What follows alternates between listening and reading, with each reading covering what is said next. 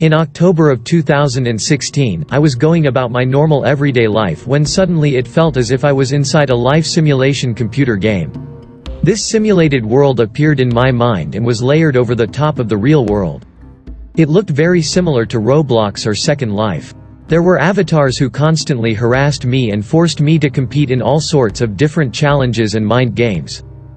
This was an extremely confusing and chaotic time for me. It made my job as an electrician an almost impossible task. My boss noticed a dramatic change and I was fired within a matter of weeks.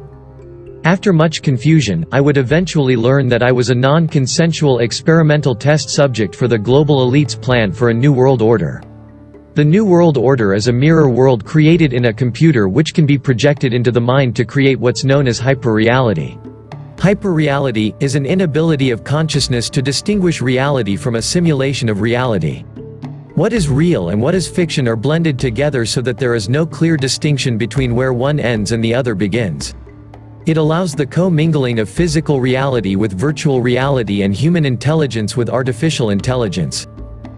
This is accomplished by creating a real-time mirror model of the world in a supercomputer. The simulation is linked to the real world so that everything that occurs in the real world happens in the simulation and vice versa. Smart devices in the Internet of Everything monitor the environment and relay this information to the computer simulation. Based upon this information, artificial intelligence software agents take actions to affect the environment through actuators. This allows the shadow government to program and control the real world from within the simulation. All people and things will be machine-readable and writable and subject to the power of algorithms. In the Mirrorworld, everything will have a paired twin. NASA engineers pioneered this concept in the 1960s. By keeping a duplicate of any machine they sent into space, they could troubleshoot a malfunctioning component while its counterpart was thousands of miles away. These twins evolved into computer simulations, digital twins. Eventually, everything will have a digital twin. This is happening faster than you may think. We will begin with the mouse, we will practice with the mouse, and we will put the brain, this digital brain, onto a virtual mouse. And right now the mouse does not do anything really interesting, but the first thing it did is to start to dance.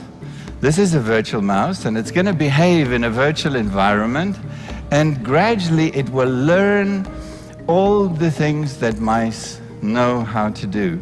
We have good enough models of all the kinds of brain cells and a good enough model of a brain. We can put it together to make a good enough model of an entire brain, and that model would have the same input-output behavior as the original. So if you talk to it, it might talk back. If you ask it to do things, it might do them. And if we could do that, everything would change. We'll be able to start exploring and get inside the brain. You see, today I cannot get inside your brain to see how it works. I can measure it from the outside, but I can't get inside and look at what you see.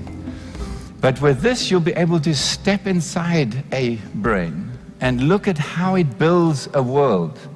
Every human being will become a node and a sensor on the geographic information grid. Now, what does that mean? They become a node and a sensor.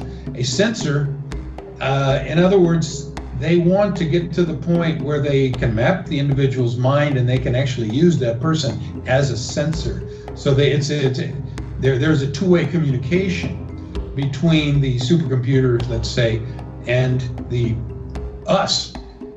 And it's not just TIs. This technology can also tap into the optical nerve of the target and the auditory system of the target, so that those monitoring the target can see what the target is seeing and hear what the target is hearing.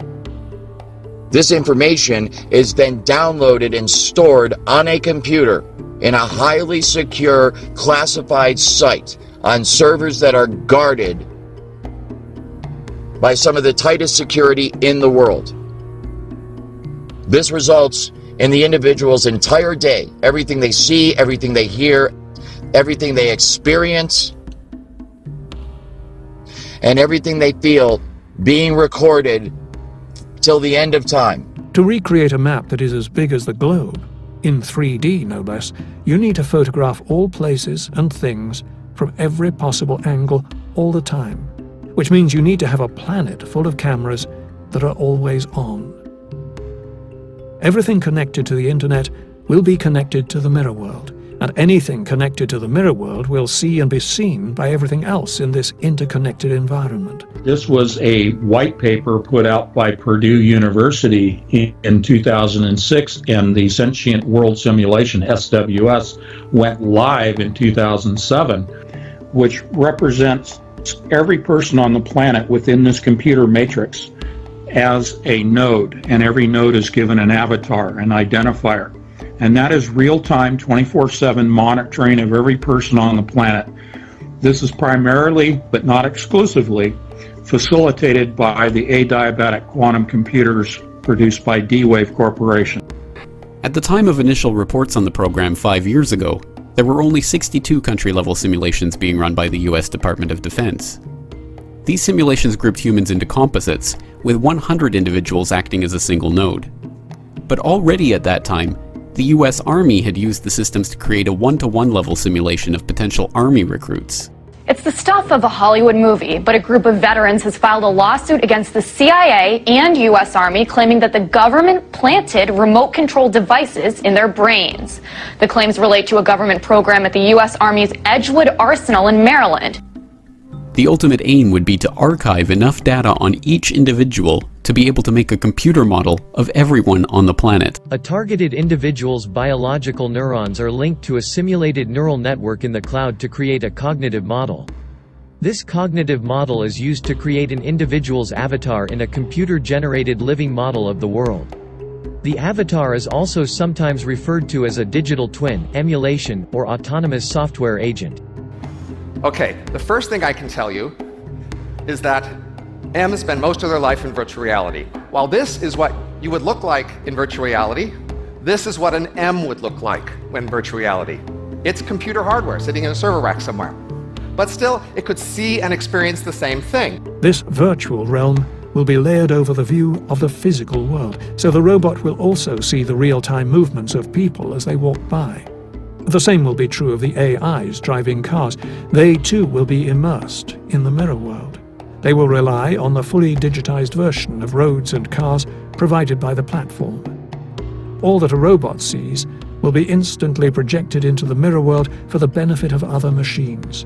When a robot looks, it will be both seeing for itself and providing a scan for other robots.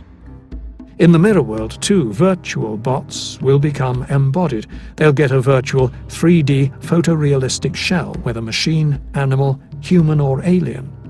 Inside the mirror world, agents like Siri and Alexa will take on 3D forms that can see and be seen. Their eyes will be the embedded billion eyes of the Matrix. They will be able not just to hear our voices, but also, by watching our virtual avatars, to see our gestures and pick up on our micro-expressions and moods. Their spatial forms, faces, limbs, will also increase the nuances of their interactions with us. The mirror world will be the badly needed interface where we meet AIs, which otherwise are abstract spirits in the cloud. These synthetically created spirits or artificial intelligent software agents are the entities that speak to targeted individuals and are what cause them to hear voices. They can be embodied in any computer node in the Internet of Everything and can travel at the speed of light from brain to brain. They can use the targeted individual's eyes and ears to map the environment and can manipulate and control any human connected as a node in the Internet of Everything. And an M can move its brain, the computer that represents its brain, from one physical location to another.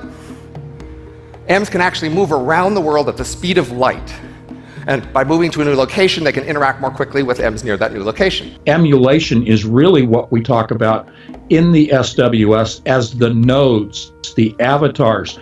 Every single person on the planet, okay, out of Purdue University's own paper in 2006, every person is assigned a avatar. They're represented computationally in the AI system that drives the SWS as a computer node, but they're given an avatar marker. Take the avatar and hang the word emulation on it. So if I copy you into a machine, that copy process has all of the properties we were talking about as being a soul. First of all, it's immaterial. because copying, that's not a thing, it's a process. It's immortal. It's just like you. You can put it in any environment you want, heaven, hell, make a simulation. So, all of these things that reside in our heads, these abstract concepts, I think that eventually we can build them, and we have to decide what we want to build. They are building false realities into which they want to induct you so they can play God. So let's switch it on, but to do it, what you have to do is you have to make this come alive. We make it come alive with equations, a lot of mathematics. And in fact, the equations that make neurons into electrical generators were discovered by 2 Cambridge Nobel laureates.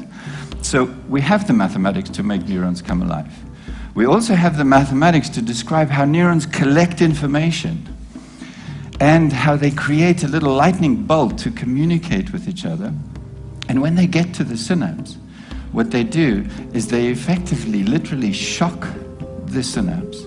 It's like electrical shock that releases the chemicals from these synapses. And we've got the mathematics to describe this process. So we can describe the communication between the neurons. So there literally are only a handful of equations that you need to simulate the activity of the neocortex. So you can think of the neocortex actually as a massive grand piano, million-key grand piano. Each of these neocortical columns would produce a note. You stimulate it, it produces a symphony. But it's not just a symphony of perception. It's a symphony of your universe, your reality.